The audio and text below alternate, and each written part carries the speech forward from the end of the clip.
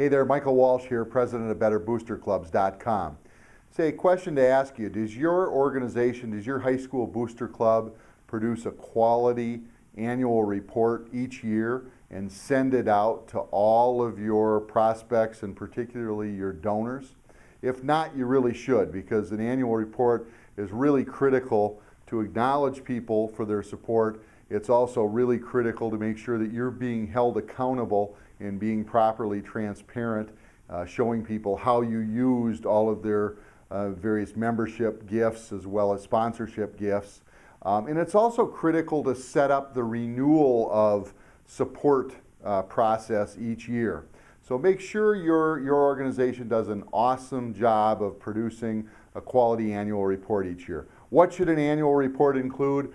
Well, it should include an attractive cover page. Again, everything you do as a booster club organization should be reflective of the type of program or how you'd like to be perceived, which obviously is a quality one in nature. So do a nice cover page with a picture. Make sure that your name, your activity or your sport, the name of the city and state, the years that you're reporting on, all that should appear on the cover page. Make sure that your annual report always also includes your mission statement so people clearly understand the purpose of your organization. Make sure that you have appropriate letters from the president or the head of your program, either the head director or coach, talking about how the gifts that have been given to you have been used over the past year and how they benefited you, and thanking them as well.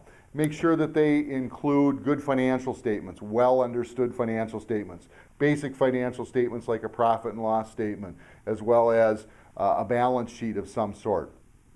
Make sure that there are no errors in those, that you use pie charts and graphs and things like that in addition to just numbers so that people clearly understand of the financial nature of your organization and that they be pretty easily understood.